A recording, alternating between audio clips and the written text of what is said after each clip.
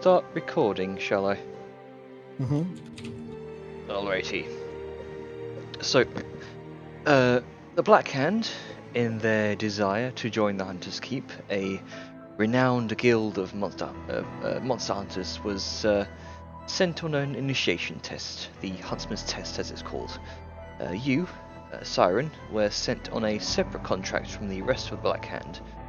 Your quarry was an Alep, an undead spectral energy entity cursed to withhold secrets it's possessed in life. For the contract, the Dark Horse of the Keep, Matthias Krieg, took you in as his charge to be brought along for his hunt. He took you to his living quarters for a private conversation, wherein he revealed he was none other than your old lover, Bask Altervac, now scarred and commanding necromantic energies. He revealed information about a collective called the Awakened Remnants, the name of the cult you had all previously found yourselves involved with in Morkney. He also revealed he was part of another collective, the Deathwalkers, an ancient organization dedicated solely to the eradication of the Awakened by using necromantic energies against them, by fighting fire with fire. He informed you of the situation around the contract, that the Alep was in possession of the Awakened.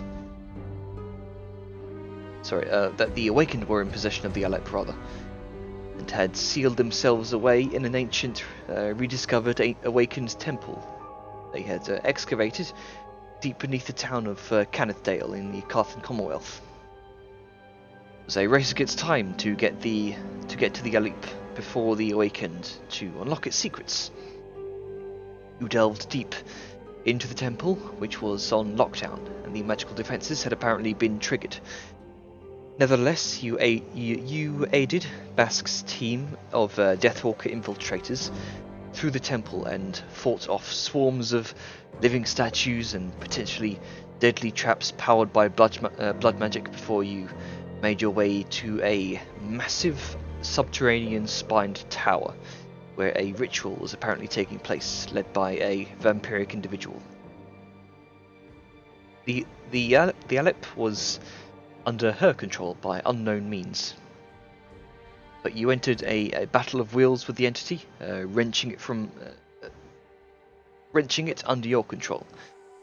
You slaughtered the vampiric individual, turning her to ash as her garments, her cloak, her necklace dropped to the floor. You also just narrowly managed to interrupt the ritual, causing the tower to shake and crack in place.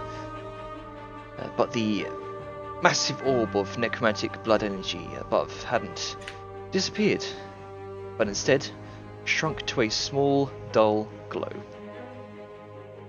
That was where we left off. The Alep under your control. The orb above has shrunk to a barely luminescent, dull maroon colour. The garments of the lead ritualist lay strewn around the other side of the room.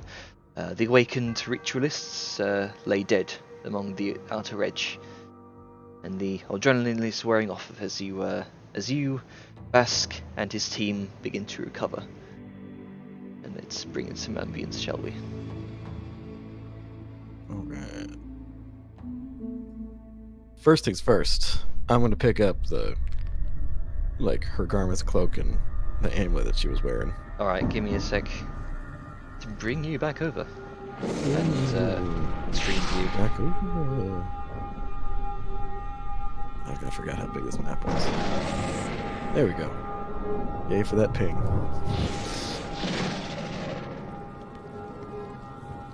Alright.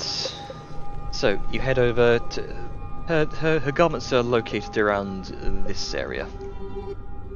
Yes, then I shall go and grab them. Okay.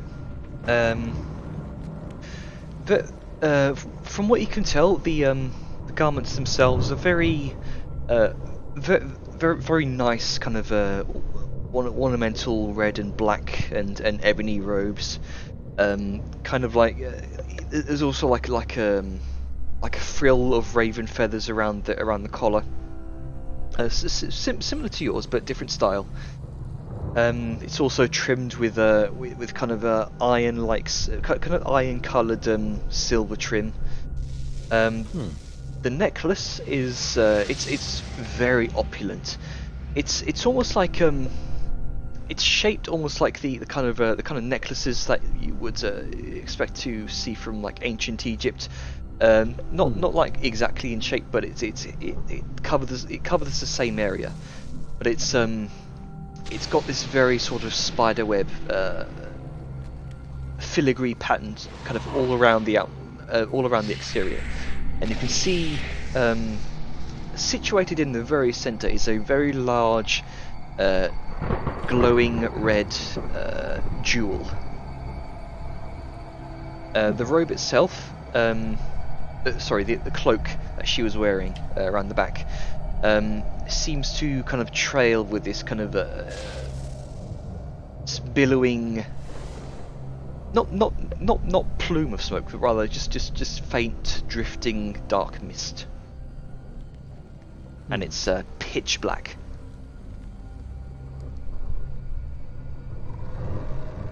Got kind of silver trim around the outside. Kind of like a sterling silver, you said? Just kind of like a darker silver? Yeah. Okay, cool. Alright then. Yes, we'll be putting those in the bag of holding. Alrighty. We'll identify those at a later time. Alright, with all that said and done, I don't know what I did, but at some point in time, I made it to where scrolling no longer zooms in and out, but the right mouse button still moves the map. Yeah, they reverted that change for some reason on Roll20, the dev team. Whatevs. It's all good. Alright. If I remember correctly, didn't I have Ludria, I think her name? Didn't I give someone a... Ladria. Yeah. Sorry, there's like the shadow of a pillar blocking her name. There you go. I seem to recall tossing a potion to either Feronis or Netheril and being like, give this to Ladria. So let's see, I have looted the... let's see. She got tossed a potion of greater healing, I believe. Well, do that for... Oh. Either or, yeah. Just be like, hey, healer. So yeah, so Siren is going to turn and look at the elite that doesn't seem to be in excellent shape, but you can see large swathes of its kind of its disembodied form. Like it's like looking at it's like looking at inky black mummified ethereal wraps surrounded by this strange ectoplasmic substance, if you will.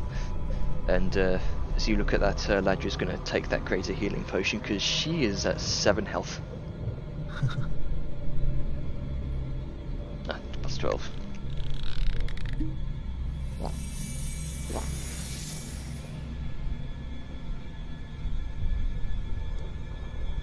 Okay. So as you're looking at the elite, kind of Basque wanders back over to the group and kind of calls out to you, Siren, as well. Are you all right? Yes, I'm fine. I relatively unscathed. Basque kind of looks over to the rest of his team. Is everyone else all right? Ladria kind of calls out from the back. I hope you appreciate that sacrifice I made for you, Basque. Ladria's kind of clasping her side. She, as he looks kind of bleeding from the side. Her cheeks look sunken, more sunken than they already were. Basque wanders over, kind of pats her on the back, and he's gonna pull out a standard healing potion. Gonna hand it over to her. Drink this, you need. And that's gonna be his potions for today.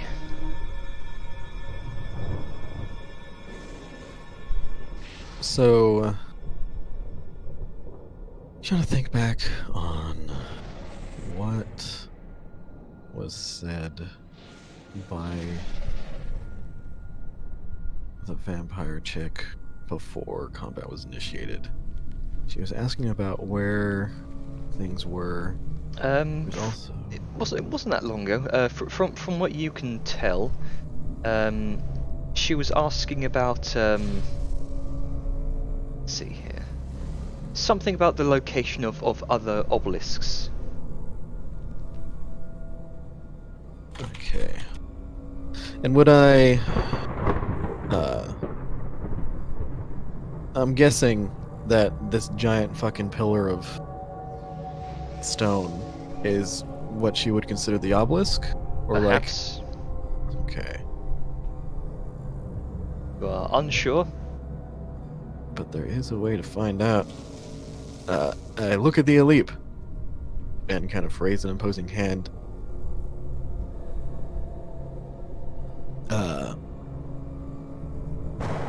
Is the place we are located... Went a little French there. Is the place... Oui, oui. Sorry to any French listeners. Is the place we are located... goddamn. One of the obelisks? The Elite kind of stirs and drifts in place. It's very eerie.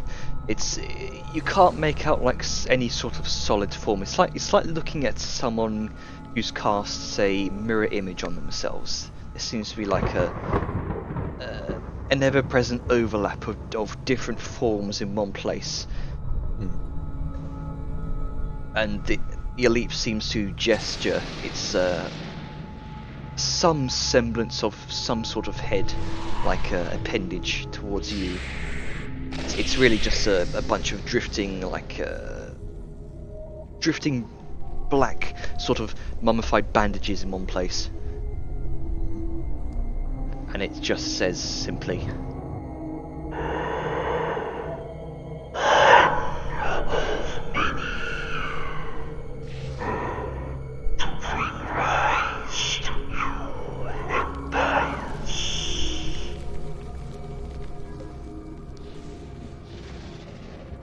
One of many to bring rise to new empires.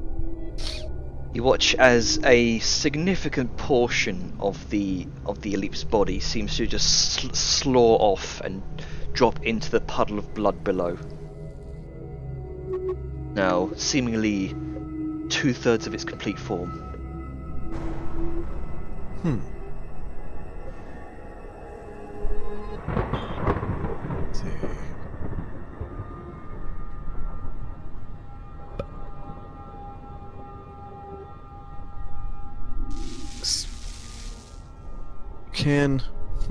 Quick question.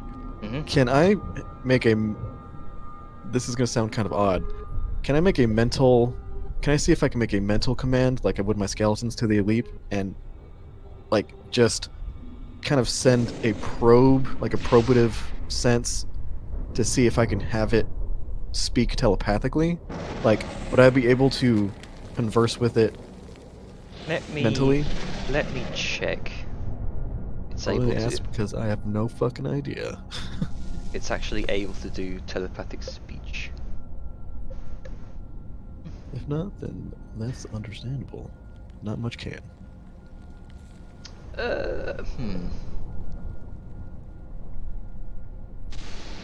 I'll say just go ahead and make a...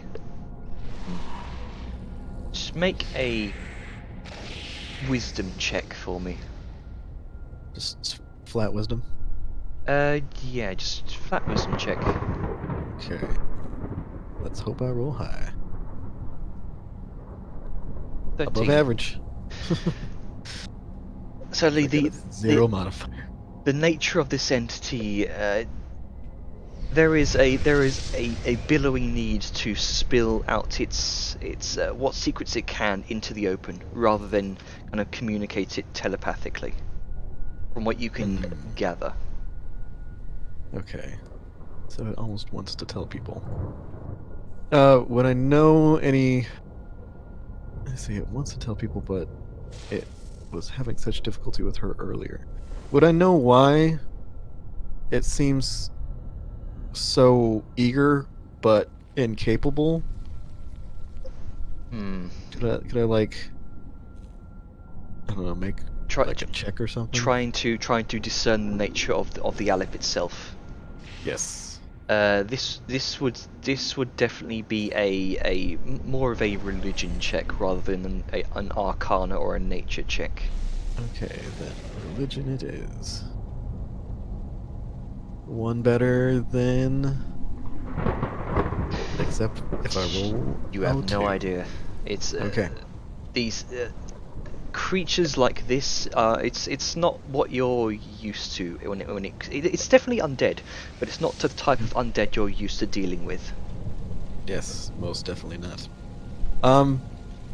Okay. I look at it. Speak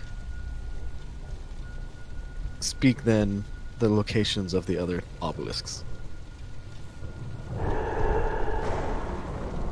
There is another kind of eerie sigh of relief as another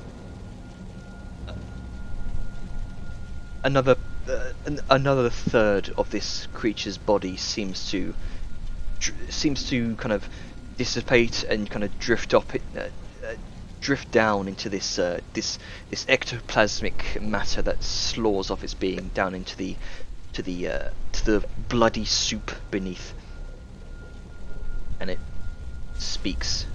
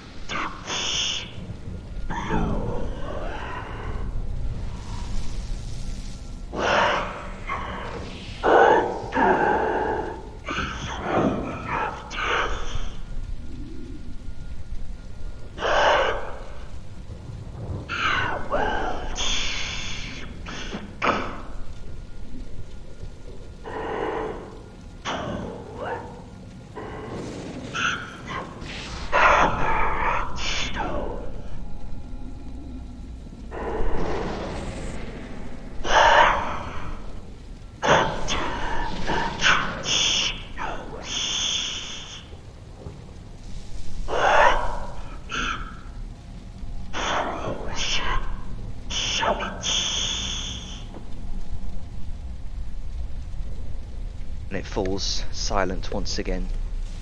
Okay. I'm gonna have to ask if you could potentially say those. Yep, the no filter. worries. Okay. So I have.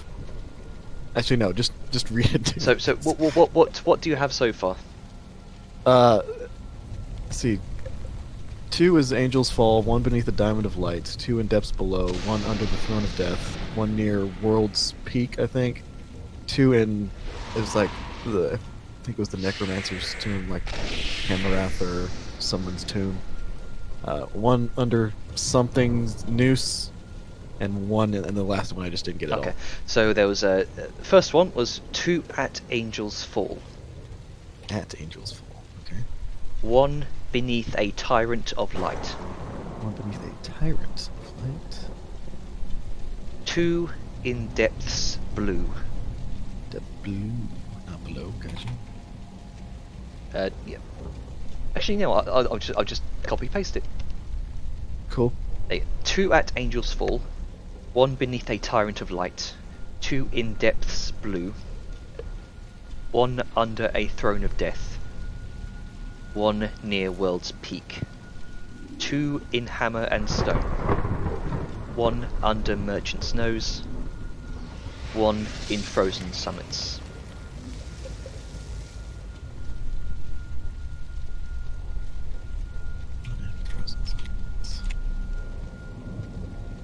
Okay. Sweet. And just in case you didn't get the last question, the answer to the last question was one of many to bring rise to new empires. Empires. Let's see. Okay. I did get that. That's good.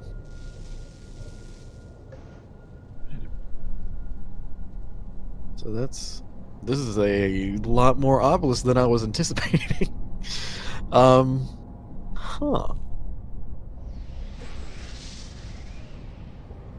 So Siren's going to store that away, and then look at the Alip. Who created you? There is another quivering of this last third of the creature.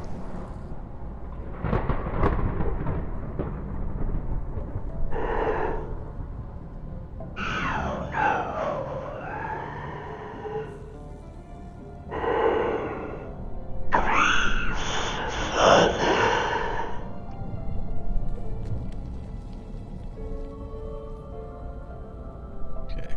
The final essence of this being finally dissipates, and the last essence of this dark necrotic necromantic energies seems to fall into the pile, in the blood. That's when Siren's like, "Fuck, I need to gather stuff for the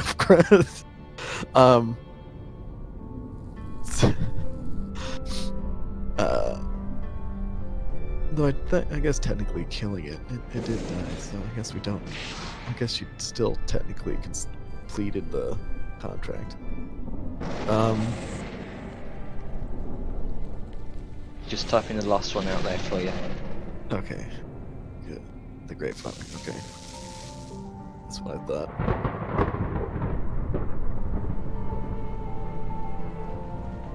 Alright. Siren is going to try to kind of like move forward, and she's been in blood before. She doesn't care. And So it's just favorite terrain. so, yeah, she's a blood ranger. That would be an interesting fucking subclass. Anyway, so yeah, she's gonna kind of go forward, kind of step into the blood, and just, I mean, try.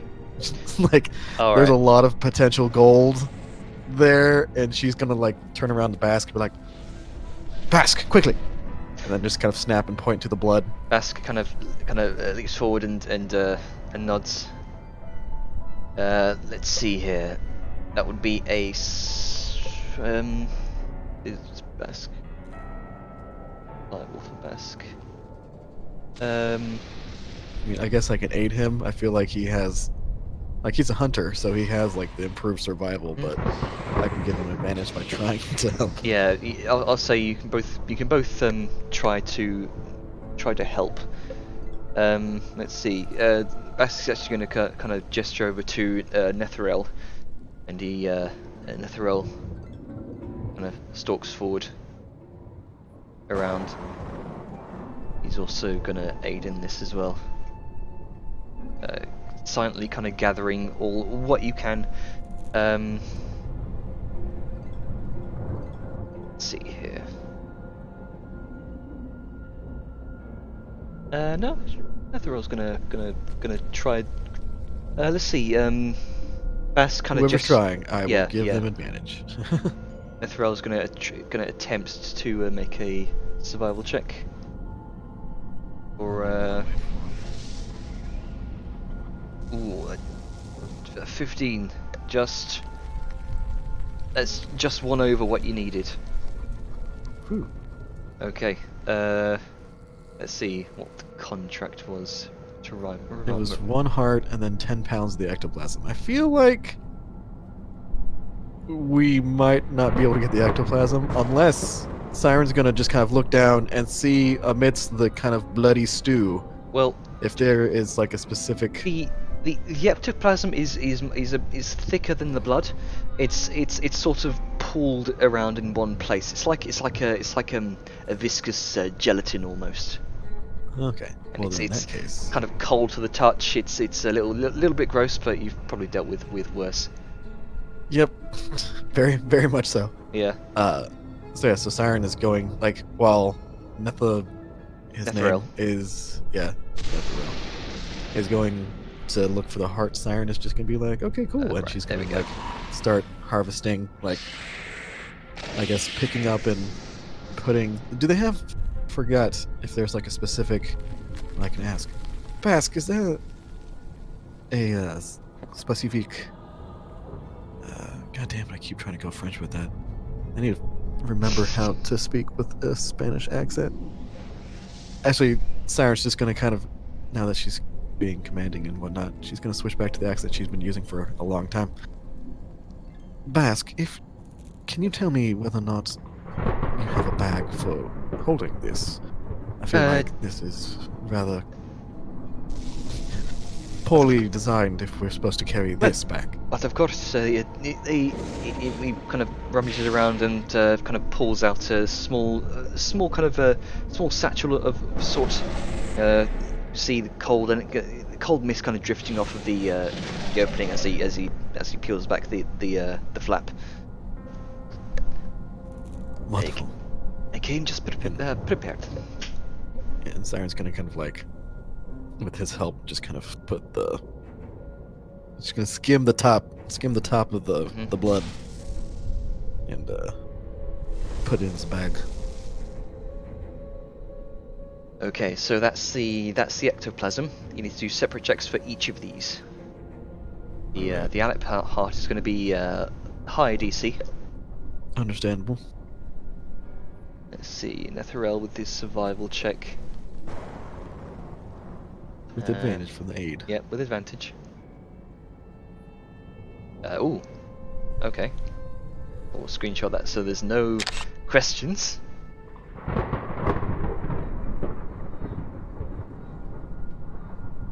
That is a natural 20. Oh, hey. A 24. Good stuff. Okay, so without much issue, you do find this kind of slightly still beating black heart-like object. It's not shaped like a human heart. It's almost crystalline in nature. Just it seems to emit this sort of reddish, sort of reddish glow to it, and it's freezing to the touch.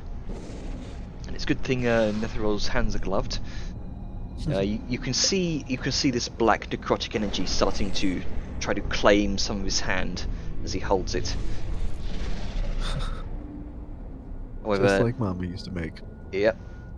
You see Netheril just kind of chucks it in the bag of colding. He kind of wipes what viscera he can down his leathers.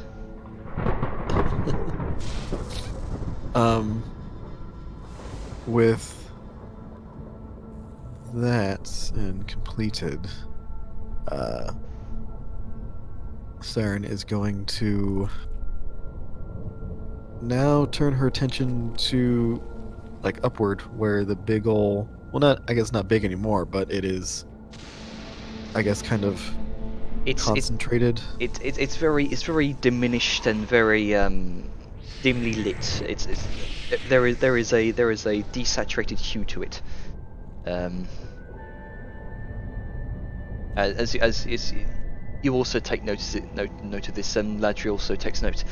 She says, "Did we stop the ritual?" Calls out to the rest.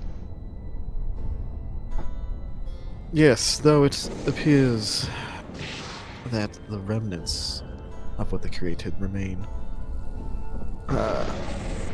fact, Siren's just gonna... they're just going to make an Arcana check for that as well. 17, not bad. Adria says, the energies looks like they've been condensed into a single point in space. The magic Singularity. could say that, yes. The magic seems to have been concentrated somehow. Although it doesn't appear to be doing anything.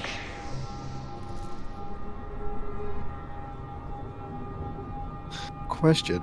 Does the ruby... I think it was ruby. Is the glowing red jewel within the amulet the same color as the energy, or what it was before it kind of depowered? It's still kind of glowing bright red. Make an Arcana check, actually. Sure. Hey. 23. From what you can tell, the way this ruby kind of pulsates, and the way that the orb in the hovering above this entire obelisk seems to pulsate, not the same rhythm. Doesn't appear to be connected. Okay.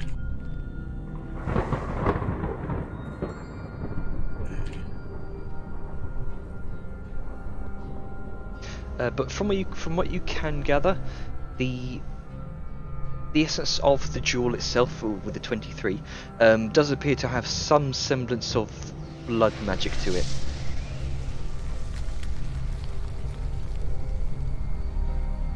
Okay.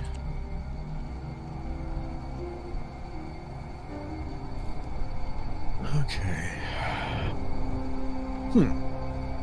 All right. I'm curious. Am I curious enough? So going to kind of slowly stride out of the blood. Like lower half of my body just completely red. Very, what was it? What was her name? The Duchess of Bath or Bathory? Oh, yeah, Elizabeth Bathory. Yeah. Very Elizabeth Bathory style. Yeah, I love it. And not gonna prestidigitate that away. So Sarah just kind of steps out and looks up, and just, do I get a sense with that Arcana check? Do I get a sense that? Wait, no. You just said, sorry, because I was typing.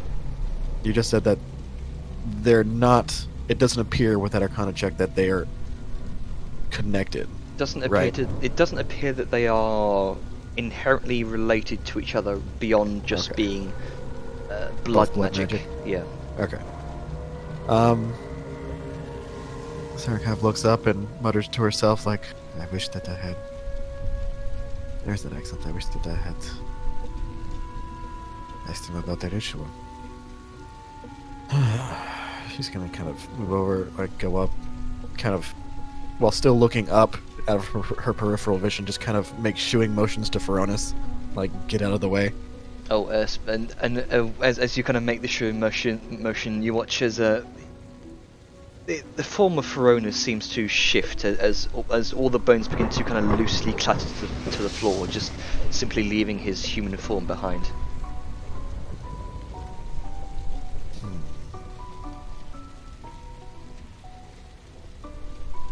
Does it seem that the big red orb is stable? Seems. Is it bleeding off more energy, or does it seem like has it kind of gone like the brown dwarf star, where it's no longer really giving off much light? It's just kind of sitting there. It definitely seems like some semblance of like a brown dwarf star. Okay. All right. Well. Ask. Oh, go ahead. I was gonna say, how big is it? Like, what's the dimensions of it? About the size of a basketball. How high is it? It's about a good 50 feet up.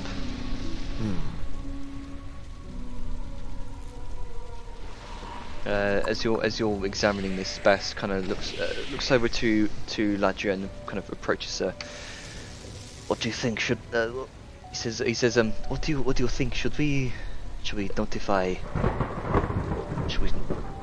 notify our scholars, potentially set up a base of operations here to study this thing? Ladria kind of replies, yes, I believe I could ask Lord Dredge to spare us more scholars to find out what this obelisk is, what its magics can tell us of its purpose. Saw on the way in, clearly it has something to do with the ley lines, which is troubling. Did you not hear what the Alif said? It was one of many to bring rise to new empires. That's what worries me. Deathwalkers, we're already as spread as thin as possible. We are confronting the Awakened on multiple fronts at once. I feel like if we set up shop here, forward-based operations, we might be able to... She kind of thinks to herself for a moment. This may be an opportunity to study this, whatever this is. Perhaps see what its inner workings are. See how it might be used against its masters.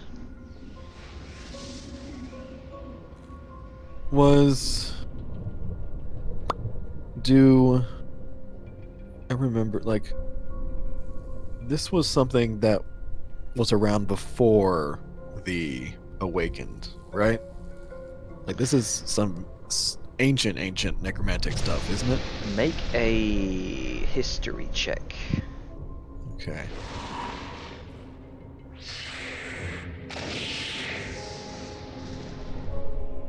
Hello? 21. Hey. From the dating, Ladria mentioned at least 1,000 years, maybe more. There's very little information on the Awakened as it is, and the fact that you know is only courtesy of the Deathwalkers, of Bask's recollection of history he may have studied, kind of long lost history he may have studied while under the tutelage of what you presume to be would be Deathwalker scholars. This is very hidden knowledge. You gather this is definitely before the War of the Undying. This is possibly from what you've read. Let me gather my notes. This is before the War of the Undying and after the sinking of Sakaar. Oh. Huh. But that's as much as you know from a 21. Yes, I need to give me a second while I look through my shit. The sinking of Sakaar. Fuck, what book was that in? I will show you. Hey! There you go. Oh, I didn't scroll down far enough in the lore. I've simplified all the titles, simplified all the text. Yeah, no, I noticed that, and I noticed that, and I really appreciate that. That's fantastic. Made it, kind of put it in alphabetical order as well. Oh shit, you have links? Oh, you have internal links to the other books, dude. Yep. Bro. Like a wiki. That is amazing. Alright.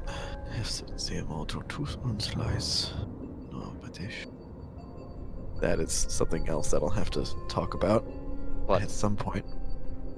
The tiny tidbit of lore at the end of the Hefsut, yes. the Immortal. Yeah, gonna need to.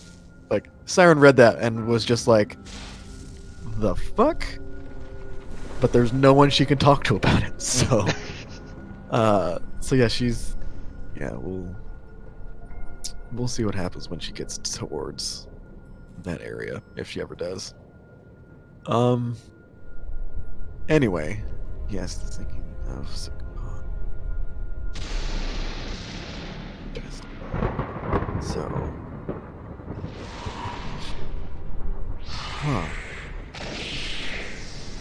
huh. Are these what Valdis used to become a... No, they can't be that. It's after the thinking. If that's... Huh. So I feel like either Valdis or Hefsut created these. And if Valdis did, then these are very likely some of the means that he used to become a lich. And if Hefsut did, then the same.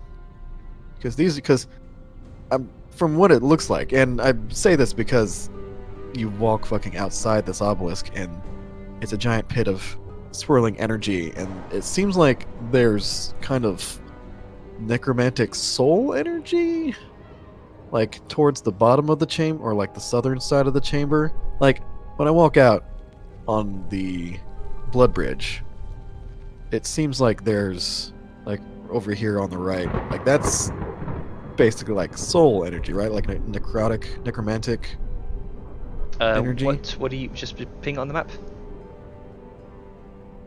Like this light kind of teal. Make a perception check. Okay. I hope my good roll streak continues. Nope.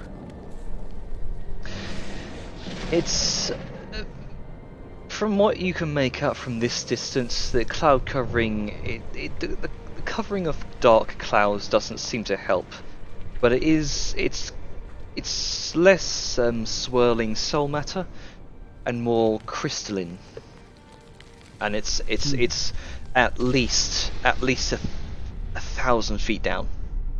Oh shit! I didn't realize this tower was that tall. Holy shit! It is enormous. You can barely see the bottom of it.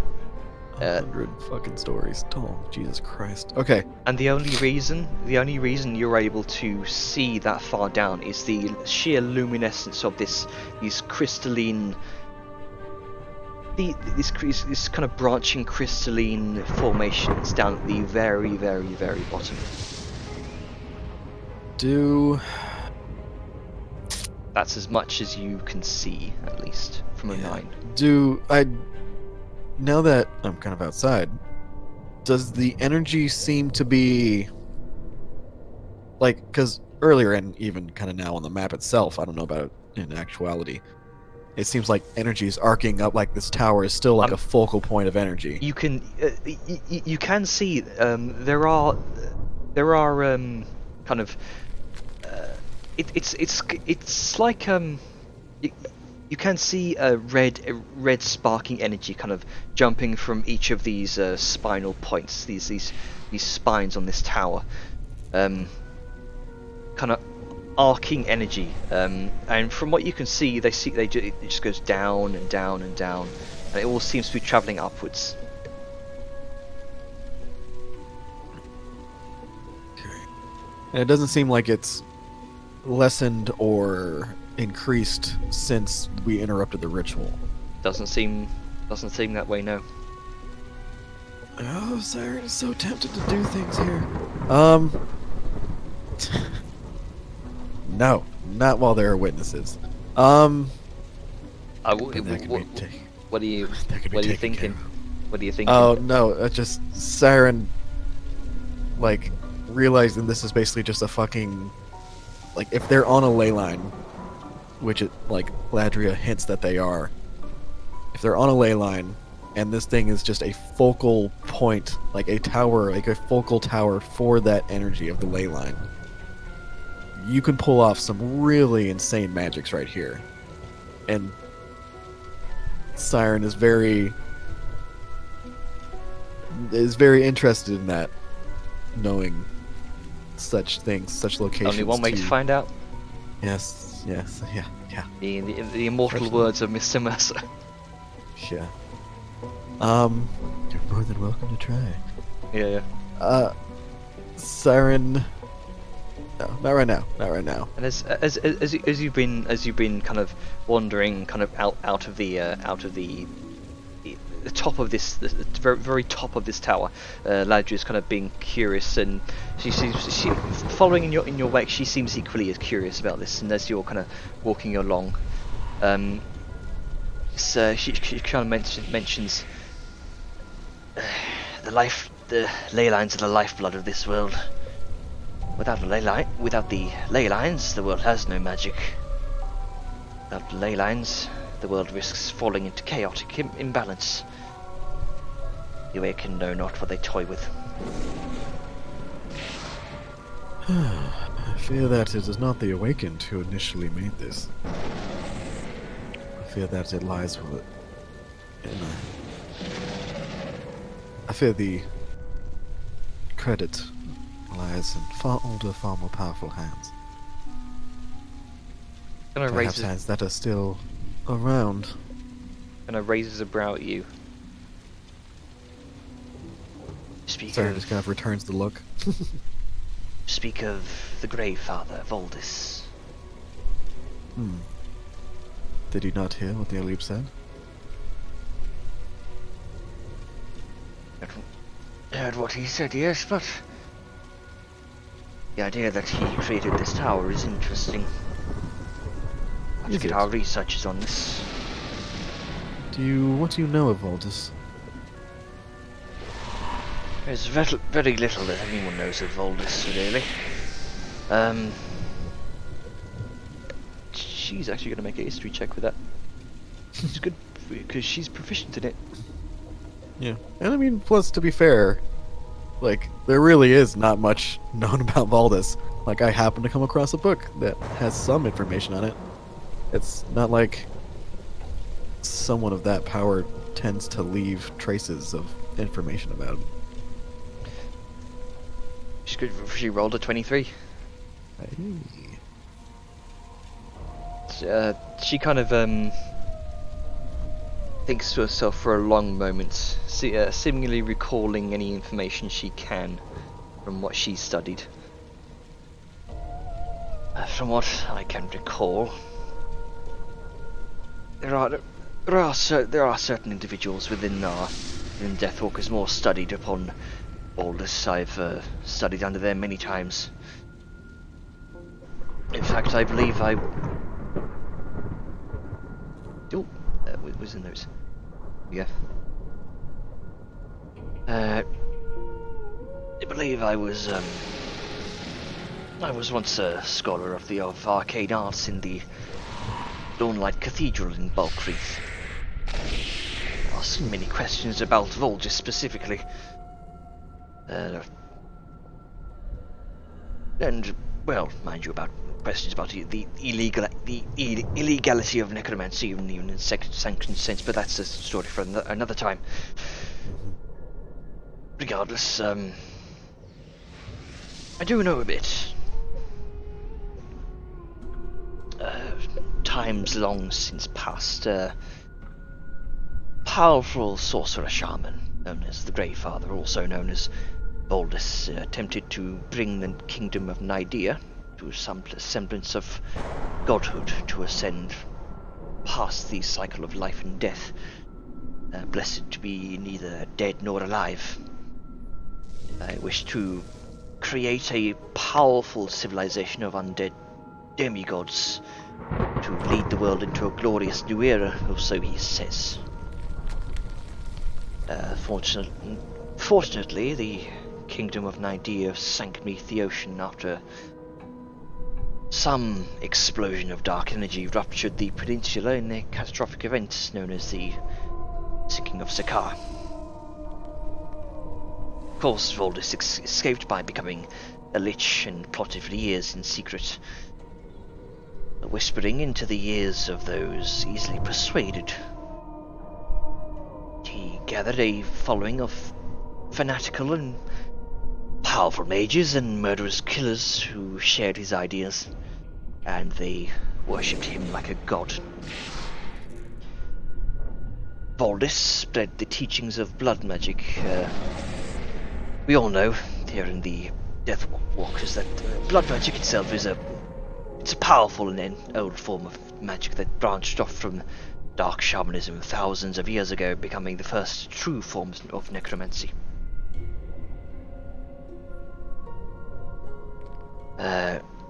And those who followed him called themselves the Awakened. They grew as influential archmages joined their ranks and delved deep into blood magic themselves. And this swell in power eventually led to the War of the Undying. After centuries underground, awakened arch-necromancers gave rise to their armies to carry out Valdis' will, to bring this so-called gift to all living creatures, to bring all civilizations under his banner, so he might lead the world into this so-called glorious new dawn.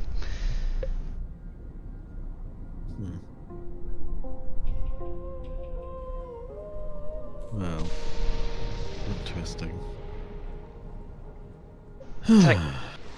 Thankfully, the war came to an end after the civilizations of the world came together brief unity to fight back their hordes, and which of course culminated in the Battle of Ruin's Peak, where Valdis himself was cut down.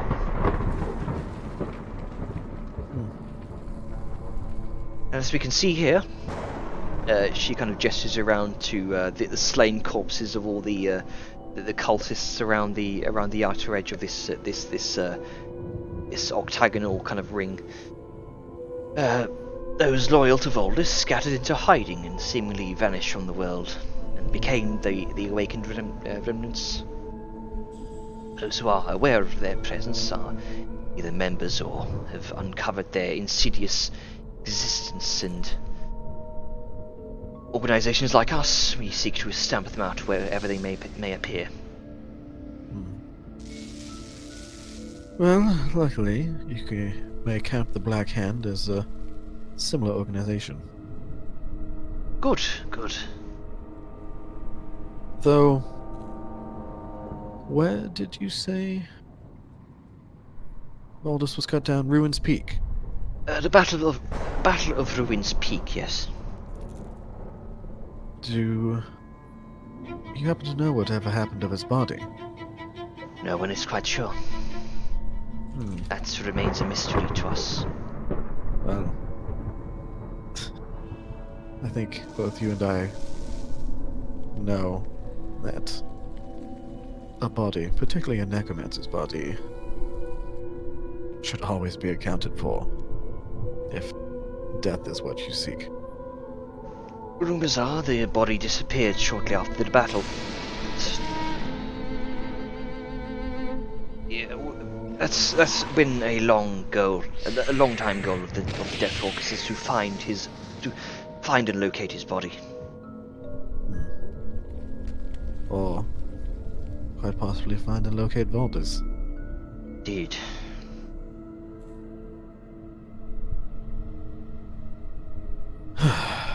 What do you think of that? And Siren's going to point up at the red orb. Do you think we have a means of getting it down? I'm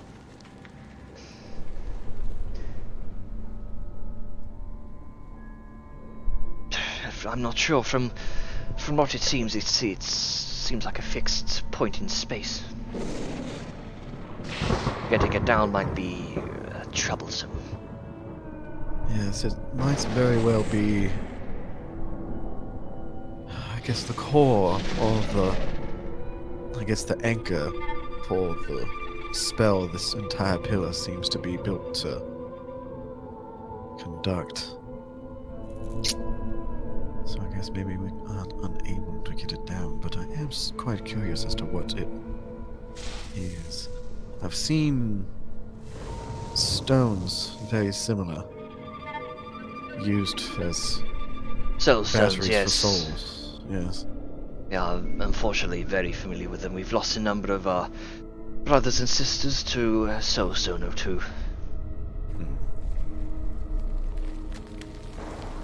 Well, However, seems. Oh yes. looking at that, I believe we may be able to, if we can find ways to study this obelisk in its entirety, as my friend Vask here says, we may be able to turn it against the Awakened themselves. But how long that will take, I cannot say. While our brothers and sisters fight on many fronts, we can indeed set up a forward base here, a foot in the door that perhaps prevents the Awakened from defending one of their most vital spots. Mm-hmm. Though, yes, of course. And again, I guess today we may count this as a victory. It seems that we perhaps have eliminated one of their lieutenants, the Awakened Remnants. That's an interesting concept. This is definitely a, how would you say? I've completely forgotten the word now. Phrasing. This is definitely some sort of, at least I would hope, some sort of permanent advancement in our efforts against the Awakened themselves. It seems, while we hold this point, they may not be able to get the rest of their obelisks in working order. Or at least that is my hope. Yes, one may hope. Siren is gonna kind of look up at the orb, and just like an odd thought strikes her, she looks at Ladria and just kind of, Ladria, Yes. do you know why the iconography is that of an eye? From what I know, another history check for her. 23. Same as the last fucking roll. Jesus Christ. Okay. Second verse, same as the first. Yeah, boy. From what I know, the eye itself seems to be reminiscent of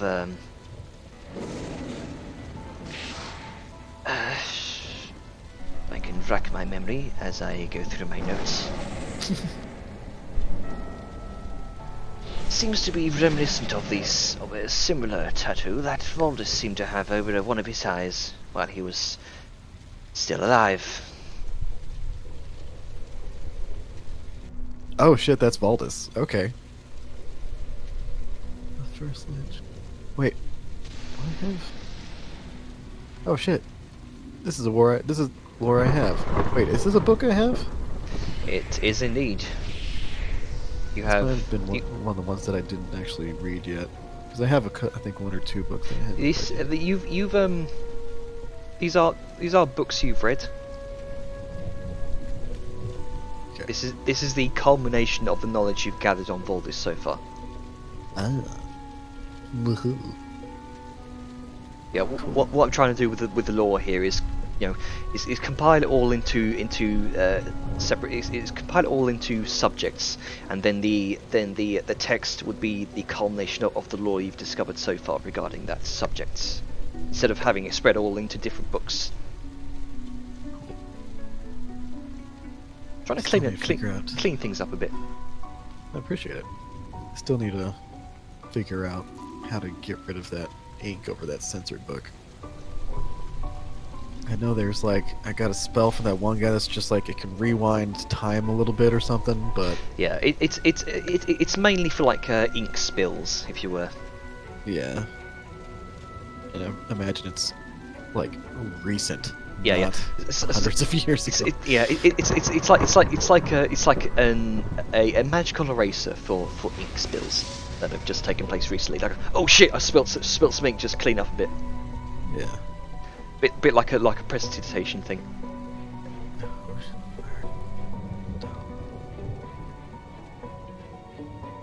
All right. Interesting.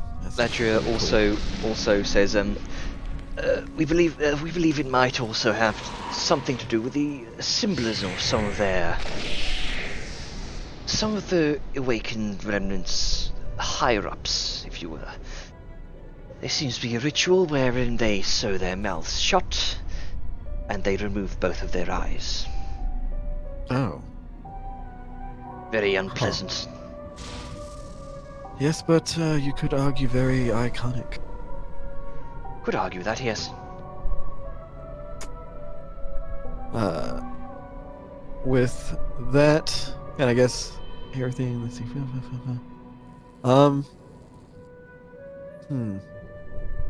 Is there much else to loot? I have too much information opened up. Too many handouts. So. Siren, with that, Siren is gonna kind of nod to Ladria. Well, I will hope that your scholars are able to glean as much information as possible from this obelisk, and I guess I myself will do what I can to find the rest. Hopefully, not in working order. Indeed, we will do as best we can. And Bass kind of chimes in and says,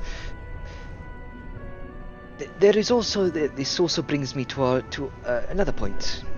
If they were so keen to keep us out, then we've certainly kind of stepping off what you have said, sister." She kind of looks over to Ladria. Then it seems as though we've taken over a linchpin in their plans. And he also looks over to you, Siren. With your aid, we've found our way into their, I will say, clockwork machine. And we have a chance here to alter its inner workings while it's active. Or at least, maybe inactive or on standby, we don't know. And potentially turn this machine against its masters. How long that will take, I cannot say.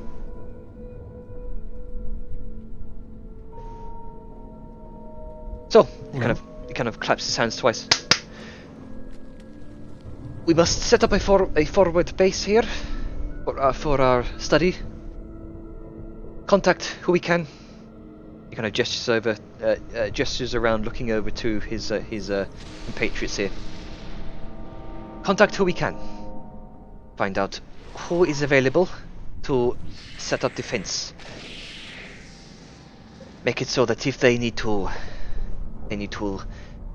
how you say, make an assault here, they will have to bury themselves manually beneath 500 feet of solid rock.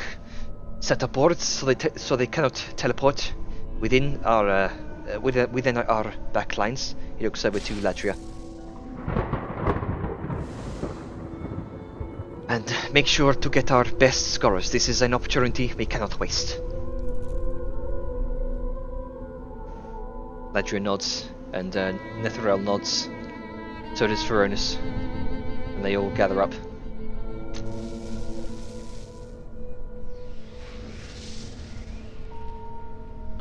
Siren... I'm gonna look to Ladria, unless she's busy, and just kind of motion to the few materials from the vampire chick that I grabbed.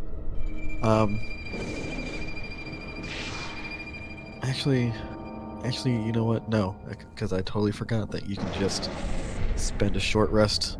You can? Focusing on... Yeah, well, I mean, you can spend a short rest focusing on a magic item to kind of identify it, so... If you so choose, that's what you want to do. Yeah, and I think I will, because I don't want them to be like, oh, that's bad magic, you can't use that, and be like, I am fucking Siren't? Yeah, okay. So she is... Once it seems like everything is said and done, she's going to turn back to Bask.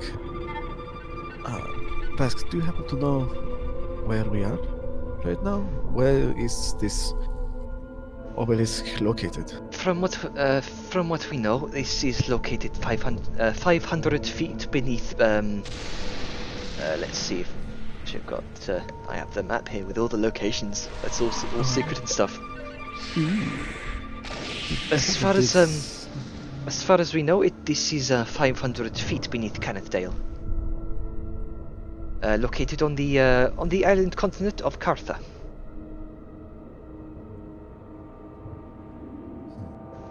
We've had to keep this very secret from the residents above. Not even they know.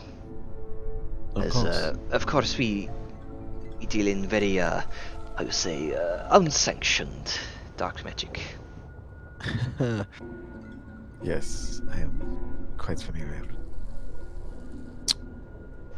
But with it seemed my contract completed,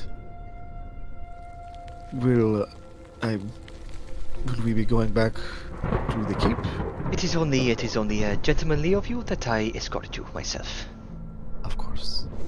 And Siren kind of puts an arm through, hand through his arm. As he kind of guides you off and kind of gestures to the others to make preparations. He takes note of the seems to take note of the necklace you've gathered. He kind of takes you aside for a moment.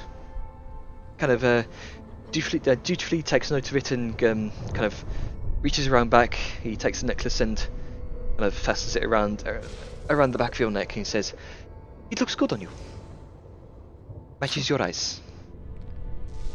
Siren just kind of smiles coyly, I guess, at him. And then, just with a small, not necessarily curtsy, but just with a small kind of show it off kind of thing, which is very easy to do given that she's not really wearing much. And the lower half is still covered in blood. Yeah. She just, motions it's like, come on, let's go. Okay. You all begin to make your way back through temple in its entirety. Grab the other tokens. Your skeletons follow suit, I imagine. Yeah. Skeleton. Alright, I'll let you position them. Shit, I also kind of realized that if we're going back to the Hunter's Keep, I can't really have my skeletons. Yeah, that's the sad thing about necromancy. Not very welcome in many places. Yeah. So you know what I'm gonna do? I'm gonna let my boys. I'm gonna let my boys commit the Harikari Kamikaze, and I'm gonna have them jump off the blood bridge into the abyss. Okay. There is no sound of a clatter. Didn't think so. As you make your way across the blood bridge, they just gonna step off and just and fall into nothingness. Yep. Good shit. They are never gonna get their promotion. Nah. Not while necromancy is outlawed. Or well, not outlawed, but can't be done in the view of public. Fuck you. Anyway, Siren's bitter about it.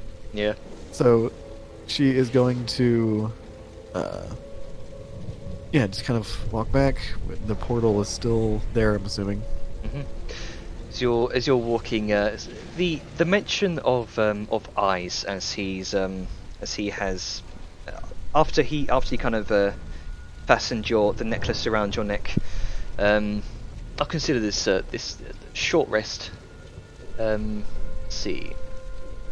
The necklace. You're the DM. You can hand wave some shit. That's fine. Yeah. We're not doing anything particularly strenuous. You're just walking back. Short. It's a long stroll, we'll say. You get access to what's called the necrolace. Oh.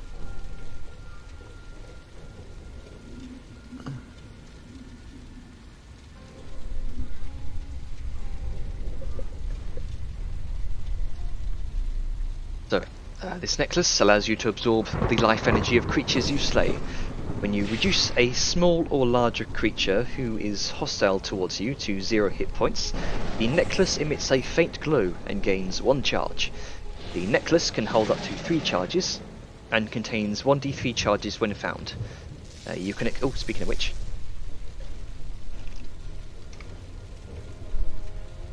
Okay, full charges. Oh yeah. You can expend 1 or more charges as a bonus action to turn death into life. You take 1d8 necromantic damage, necrotic damage for each expended charge, and heal another creature you can see within 30 feet of you for twice the amount of necrotic energy you took. Necrotic damage you took. This damage ignores resistances and immunities. Nice. If the damage reduces you to 0 hit points, you're stable but unconscious. When this happens, the creature is healed for twice the amount of hit points you had remaining before you fell unconscious. Nice. That is... So it's basically just like a choker, almost? Like a choker with a pretty... Like a lace choker with a kick-ass... Or like, how big is it? I can't really tell. It kind of rests around your shoulders and your collarbone and your kind of upper... your sternum area. Okay. It's not tight up to your neck. It's kind of loose fitting, kind of draping across your upper torso. Okay. Alright. Which is why I said it kind of fits like those Egyptian like necklaces almost. Oh yeah, like the plated necklaces. Yeah. It rests around your shoulders. Okay. Cool. And It's as like, hold on, I have a really good picture that I just happened to find immediately. I'll send it. So it's very much like this. Yeah, sort of. Yeah, if a little bit larger, but yeah, that's definitely the sort of thing we're talking about. Okay. Put it on the stream there as well. Cool. Yeah, definitely sort of like that. This item brought to you by the Griffin Saddlebag. Surprise to them on Patreon. Oh, nice. Good shit. Awesome. They do lots of nifty looking magic items with very, very unique effects. I love them. Yes, that is very unique. Now I have to figure out what I want. Yeah. It's like I'm attuned to multiple things. Damn it. The torment of magic items. Yeah, right. Pour those power ions down because I want to keep that fucking wand. Eventually, one day, I'm gonna fucking blow something up, and it's gonna be amazing. That awkward moment when you accidentally do it on a downed teammate. Oh no. Like, what do you mean we can't recover their bodies? That's code word for vellum, isn't it? I don't know what you're talking about. But nice. That's awesome. Okay. So with that, Siren is going to kind of I guess bid farewell to Ladria, Natharl, kind of give Feronis a look, then like begrudgingly nod because he yeeted the vampire chick at the end. Feronis just seems to look at you and kind of go back to whatever he's doing at the alchemy table. Fuck you, Feronis. Useless. Anyway. As you're kind of saying farewell, Bask kind of takes you aside. You've noticed he at the mention of eyes, he seems to be a bit quiet. Is there something wrong? Well,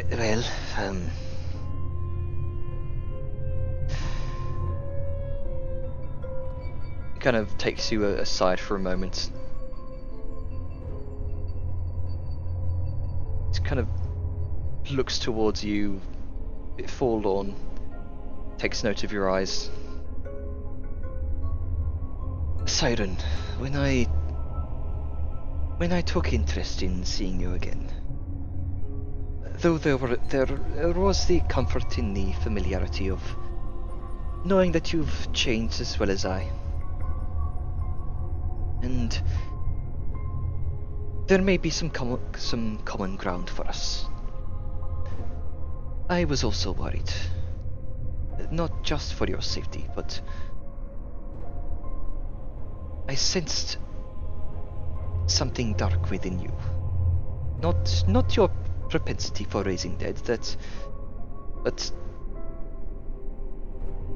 a sense of a small seed within you.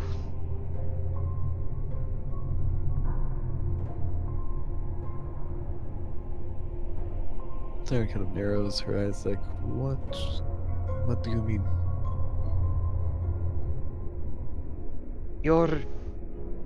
Your eyes give it away. Necromancy is an old art. It's been around for as long as there has been magic. It takes on many forms. Magic affects its users in many ways. It has a certain prismatic element to it. Necromancy is no different. Deathwalker necromancy is focused on cold energies, rebirthing and repurposing the dead into something new and useful. As you saw with my brother in arms, Veronis here. Normally it takes a blue hue. Another type of necromancy, one that I've heard of from the his tone sours a bit, and so does his face. From the Hermit Kingdom of Niobe, takes on a greenish hue focused around diseases and pestilence. He pauses a bit. Awakened necromancy is as old as the art itself, and takes on the reddish hue of the life essences it specializes in manipulating.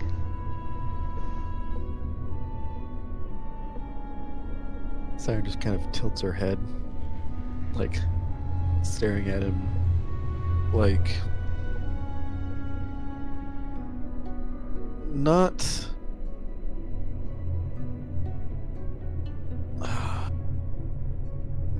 How do I want to do this? It's almost kind of like a facade, or not a facade has fallen, but like a familiar mantle kind of settles on Siren, and like her face just kind of gets this look of not resignation, but of a familiar kind of like a oh here we go again sort of thing, where it's just like you go stone-faced and you're waiting for someone to, like, you're waiting for the person to start telling you what you're doing wrong. Yeah. And she just kind of looks at him like, and do you think that this is something, sorry, because as she does this, that happens, and you think that is something to worry about? Well, no. I this is. I sense you may have awakened blood in your veins, though I'm unsure. You speak and act like your old self. No different than the woman I met all those years ago, which is comforting to me. I have not said anything. Didn't want to say anything in front of the others. It is what has me worried. That I have awakened blood in me. That I am somehow tied to what, these archmages, or of the people. What do you mean, Bask? What are you accusing me of? I'm not accusing you of anything. It is a suspicion. I do not fault you for it yourself, no. This is... anything of this nature would be out of your control. The nature of awakened necromancy, there is a specific hue within the eyes. The eyes glow a blood red.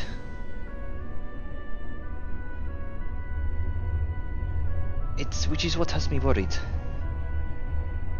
I fear that whatever may lurk in you, may lurk within, might attempt to have its way with you. I sense this.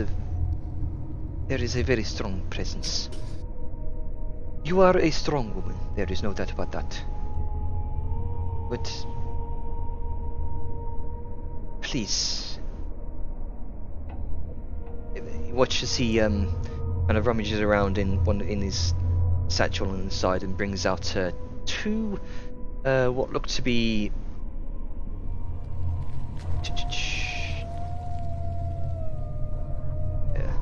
looks like two kind of finely crafted stones with almost like small kind of handheld pebbles, but kind of palm-sized. They seem to have two faces carved within them. And he offers one to you.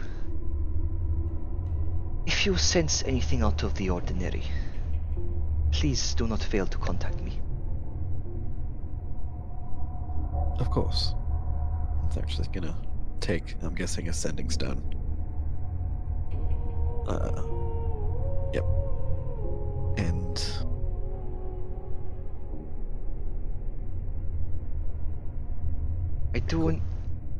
I have sensed this from certain individuals in the past, and I do know of someone within the Deathwalkers that can extract said blood, but I am unsure if that is the case. So if you sense anything out of the ordinary, please contact me. Of course, there's...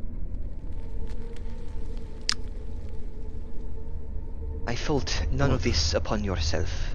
I trust you inherently. Siren just kind of smiles and nods. And as I trust you, Bask, it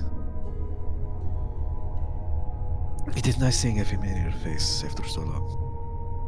And particularly one of the first friends that I made ever. But it's and more. But I, as you have said,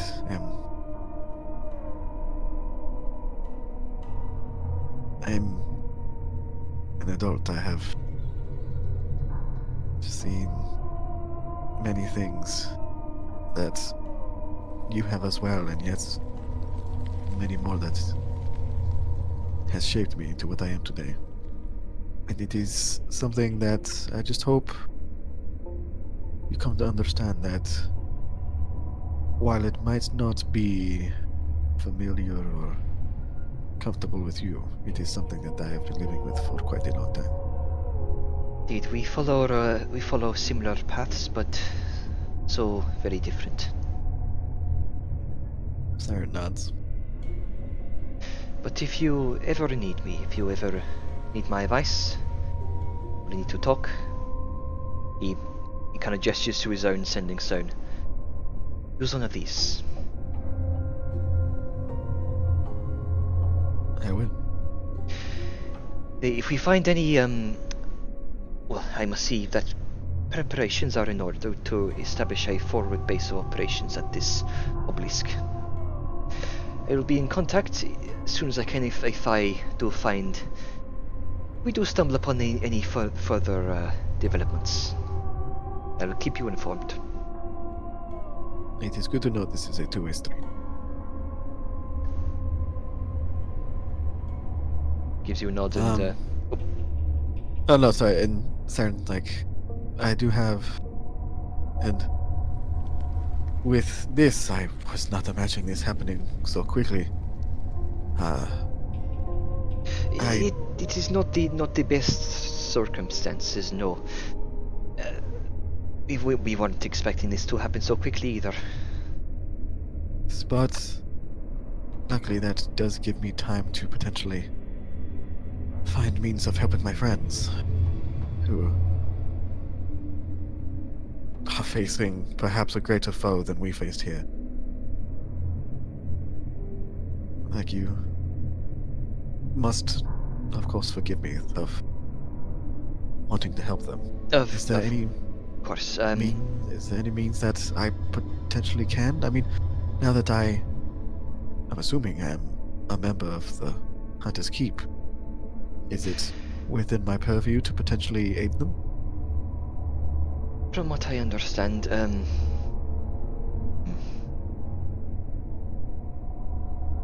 of strokes his kind of his smooth chin for a moment.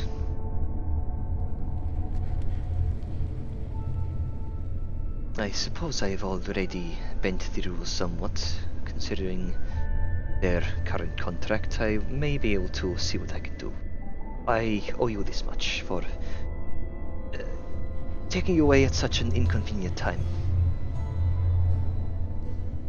To be fair, I can get to them myself quite easily, but it is what I worry as you said, the rules might frown upon my aid. Anything you can do, anything, I would be eternally grateful. I will certainly see what I can do. I cannot promise. I cannot promise it may lead you directly to your friends. I have bent the rules so much already. I believe any further bending of the rules may arouse suspicion. Of course. But I mean, there is the means we have of traveling. We have waverings, of course, and I can travel to my companions. I'm sure that, perchance, stumbling across them in the midst of their hunt would not be frowned upon. Actually gives a kind of a certain gesture when she says stumbling upon, like kind of a leading sort of hand gesture, like, you know, if we happen to stumble upon them, sort of thing.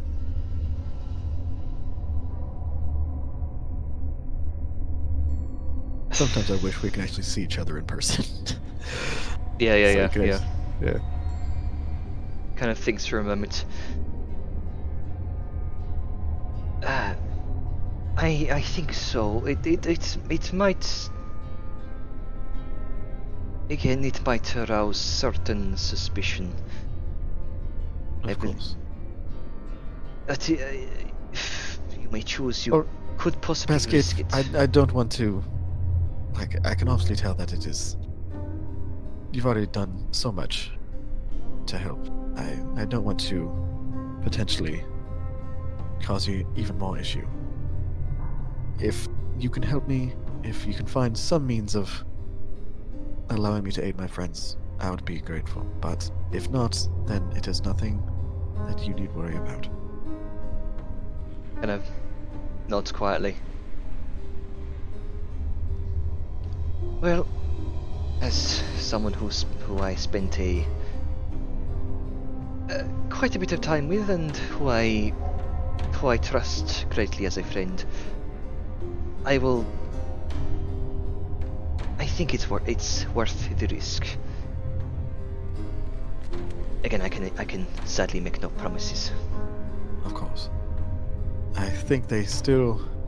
Oh, we jumped into this so soon. I think they still perhaps have a day or a day and a half before they even get to where the dragon might be. So quite possibly, yes. We have time, of course. Let us hope so. Anyway, to the keep. Onward. All Through right. the portal. Bloop bloop. You make your way back through the portal.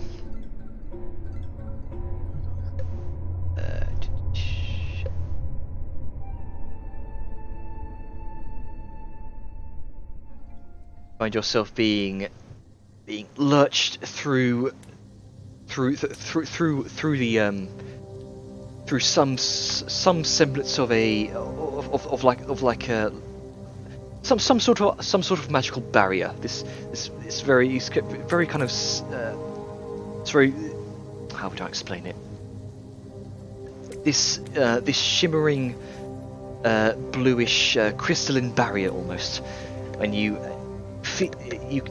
kind of it's like falling from a great height. Your stomach turns sort of, but you feel as though you might impact through this kind of through this barrier. But there's what seems like the shattering of glass, and you impact through the astral filament, and you find your way kind of soaring through the currents of the ley lines deep beneath the earth, and you suddenly kind of land in the kind of small empty room of Basque's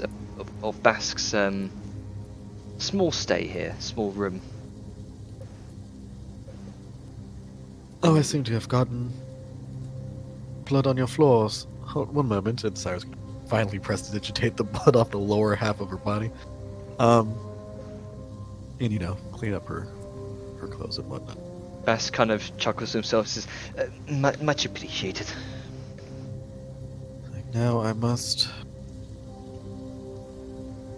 Oh, a dragon. I must prepare in case that I am able to aid them.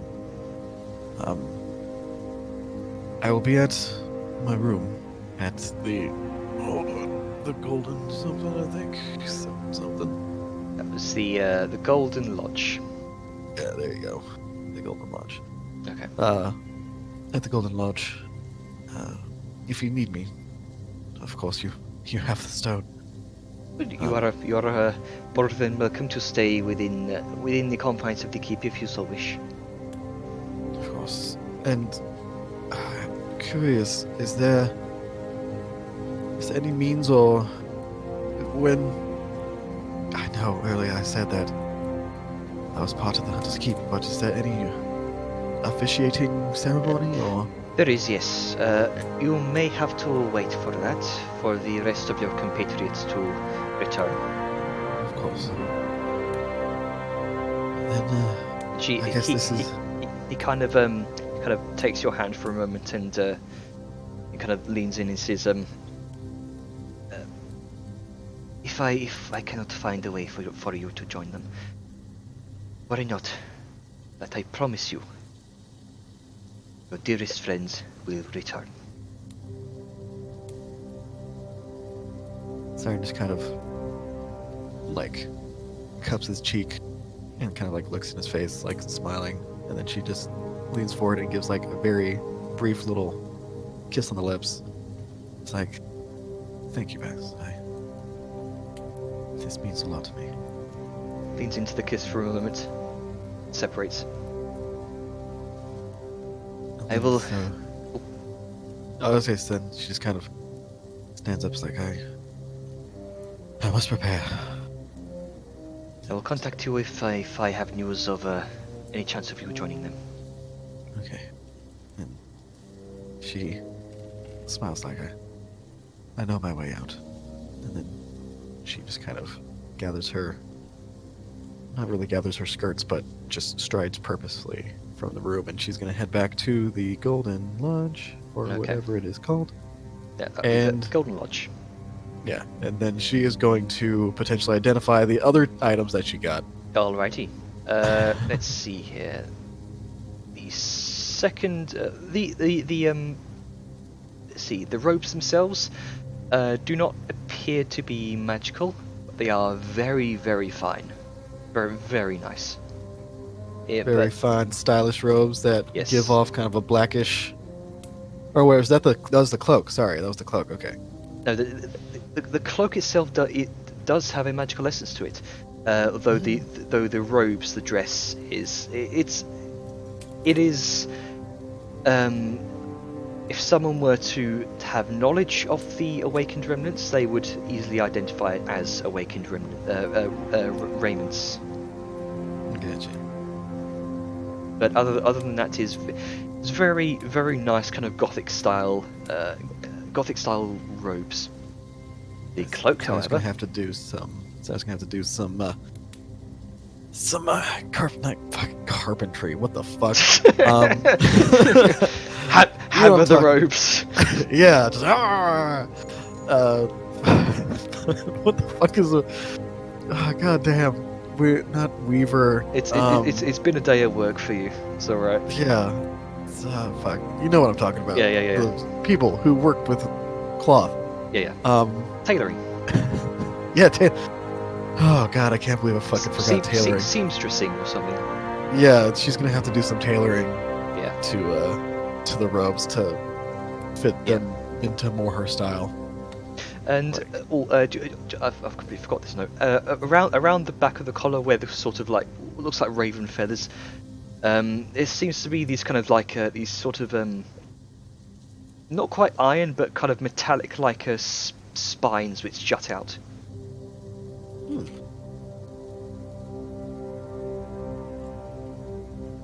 Very akin to, actually, I have an image here. Oh yeah, show it. Let's see here. Give me that awesome look. I'll give you this handout in the humanoids of the bestiary because you've now experienced them. That is actually really awesome. Okay. That is fucking. I feel like that's from Aeon. I'm kind of familiar with that.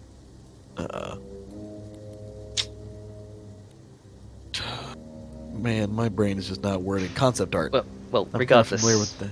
Yeah, sorry. It's really awesome. Yeah. Zara's gonna be looking good in it. So the Raven cloak. The cloak, the robes themselves have raven feathers around the collar. The cloak is completely black. It is called Shadow Ward.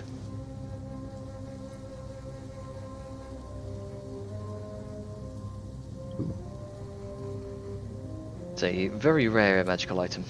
This eerily still cloak seems to absorb some of the light that touches it. While you are attuned to the cloak and wearing it, its black magic grants you advantage on any dexterity or stealth checks you make. In addition, the cloak has 3 charges and regains 1d3 expend charges daily at dusk. When an attacker that you can see hits you with an attack, you can use your reaction to expend a charge and halve the attack's damage against you. When you do, you can choose to immediately disappear in a cloud of shadow and teleport up to 30 feet away to an unoccupied space that is not in a bright light. Alright then, that is pretty fucking fantastic. Alright then.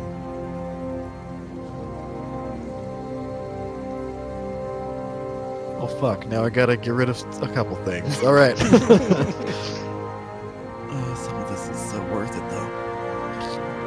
Alright, I'm good. Necrolace, Shadow Ward. Fucking teleportating. Nice. Yeah, expend a charge to do it, right? Yeah. Okay, cool. Actually, let's see how many charges it came with. 1. Okay. Okay, cool. I can just wait for a desk. It'll be fine.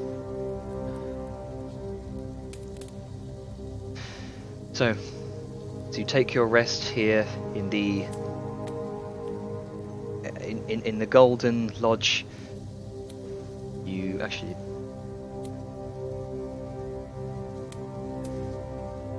take your rest here in the Golden Lodge.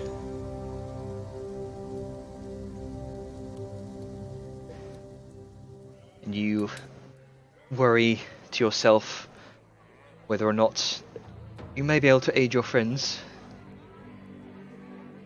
You wait for quite a while. What seems like an hour, 2 hours, 3 hours go by.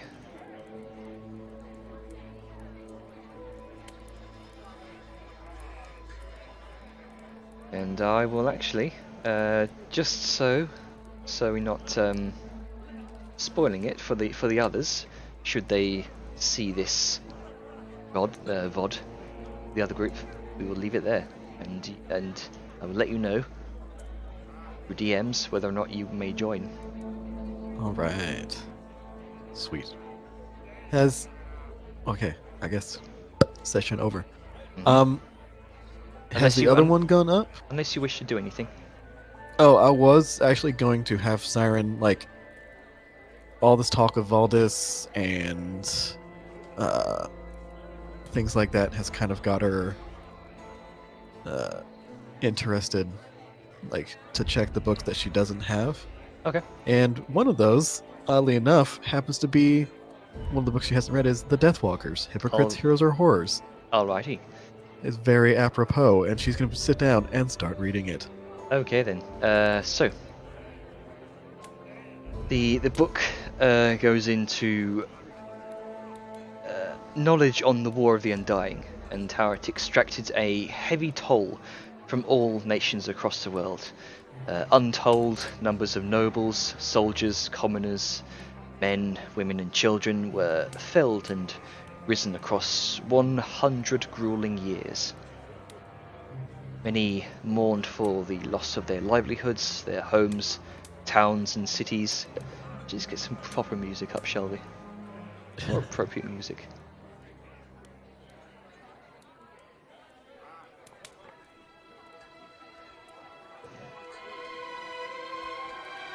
Most importantly, they mourned. They mourned their livelihoods, their homes, their towns, and cities. Most importantly, they mourned their loss of resolve. The scar of death the Awakened gouged across the world was deep.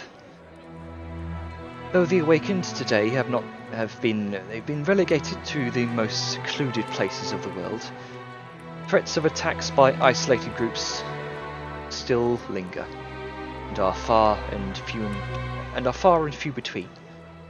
Blood magic is the Awakened's favoured type of dark arts, a type of magic that transitioned from dark shamanism to necromancy millennia ago.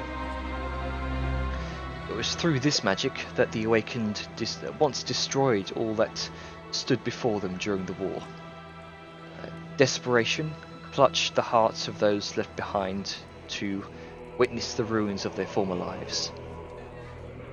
One such individual was Mortaris Dredge.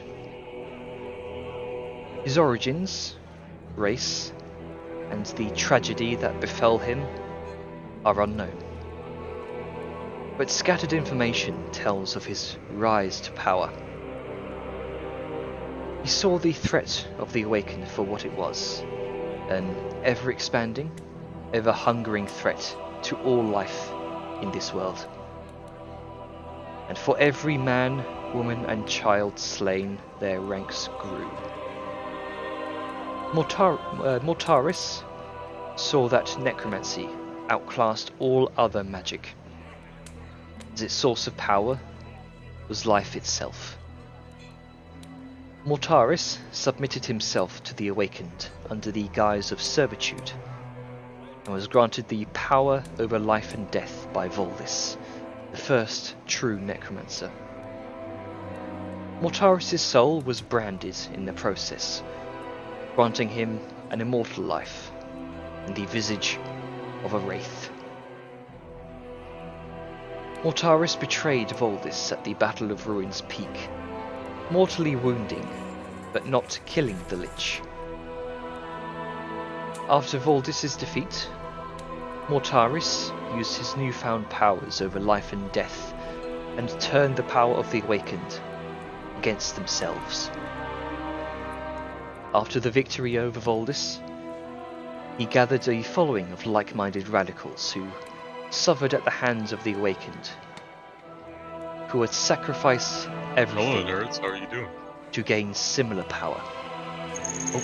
It is believed that Mortaris Dredge lives even until this day, but his whereabouts are unknown.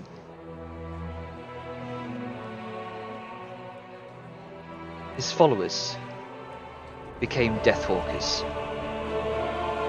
the disciples of Lord Mortaris Dredge.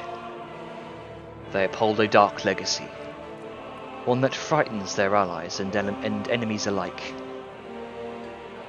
The Deathwalkers tread the line between life and death, embracing necromantic and other dark magics, energies that threatened the world during the Great War of the Undying, believing them necessary to challenge the remnants of the Awakened. Their necromantic magics take on the cold hue of ice as opposed to the blood-red hue of blood magic. They stalk the shadows, hunting those that once hunted the living, be it by spell or by blade. Deathwalkers follow in the footsteps of their master, granting their souls and extending their lifespans in exchange for the ability to repurpose the bodies of the dead in new ways, constructing monstrous amalgamations of bone and sinew, or to see through the eyes of the dead and walk in their wake. These enhanced abilities, combined with their endless, morbid creativity and magical prowess, makes Deathwalkers unpredictable adversaries.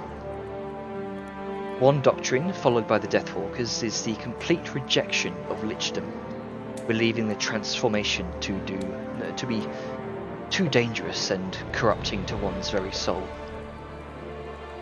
Very few, if any, know of the existence of the Deathwalkers and the Awakened Remnants. A secret war rages between these factions. And though all who know of both are quick to scorn the Awakened for their genocidal tendencies, many also take umbrage with the Deathwalkers, either by their nature or their methods. They are a divisive collection of radicals who, to some, they are harbingers of a new era of darkness, a changing of the proverbial crown of death and sorrow.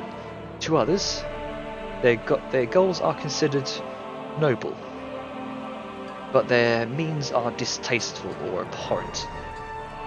Many criticize their unwillingness to abide by the Ironsgate Accord, decrying the decision as reckless and destructive. A common point espoused by their detractors is the idea that Deathwalkers have become the very monsters they seek to eradicate.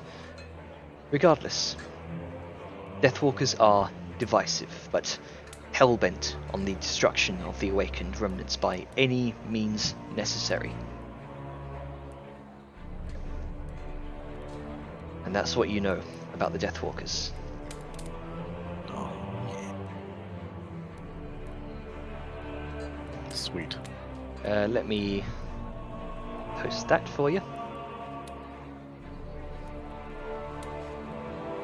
There you go.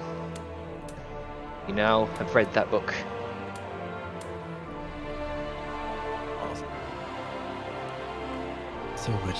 So much lore and information. Lore. Lore. Okay. That is awesome, and I feel bad for Atlas. Alright.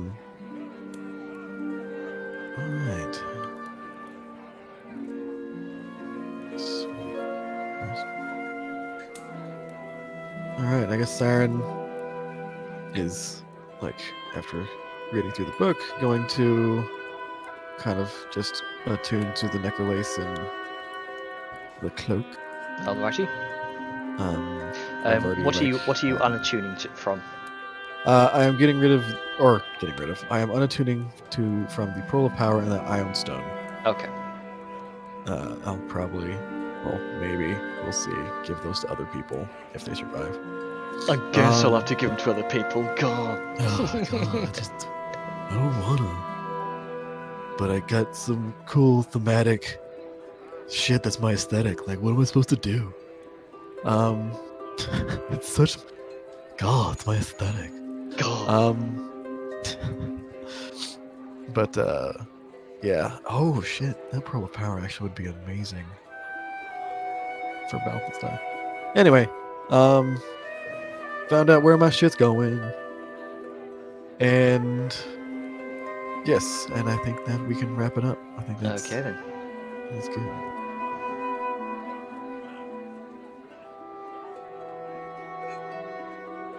All right, that was. I don't know if you have skills on a one-on-one, but I want to say that was awesome. I know I was talking about how I know last time I was gushing about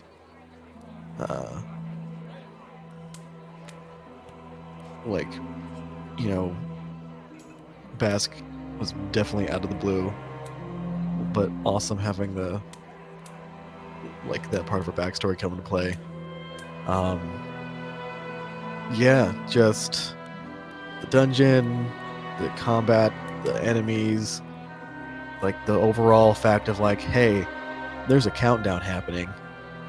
Like, Oh yeah. this isn't something that's Again, you narrowly managed to stop it in time. That's yeah, I know. That was clutch. Yeah, and yeah, no, it was great. Hey, man, this is fantastic. Like, full on kudos, round of applause. This is like, and got fucking thematic magic items. Like, yeah, this is great. This is amazing. I wish, and you know, I also would like. I feel like this shouldn't be only a Siren thing. Like, I feel like this is something that other people should be able to enjoy. Be like, at some point in time, split someone else off from. I'm planning to at some point. Okay. So awesome. it's a lot of work to put in, but it's worth it, I think. I also need to think of how Siren is going to change that. Bloody hot. Yeah. Right. Okay. Sorry. Go ahead. Oh no, I was saying I also need to think of how I'm going to change those epic fucking robes to fit better with Siren. Oh no, am I gonna have to? Yeah, you are. You did it to yourself. It's just gonna be magic characters who are gonna take out the robes. Hey, Okay, you know, you did fair it to enough. yourself. Though again, to be fair, it's like she isn't really going to like. It wouldn't be that much of a difference because Siren enjoys showing skin, and I think if anything, it would be the mantle that she would take, like the shoulders, like those kind of almost not spiky, but it looks almost scaled. That's coming around the shoulders, like everything from that up is probably what she would take. Okay. So let me bring that up so for reference. Oh, I don't know why I thought you were looking at it while I was. So like, you see what I mean with the stuff like at the very end, like edge of the shoulders. Oh yeah, it, yeah. It almost looks like spider legs, almost, like wrapping around. Mm-hmm. Like the sort of mantle thing. Yeah, like that up, particularly the spikes because they're fucking awesome. And imposing as fuck.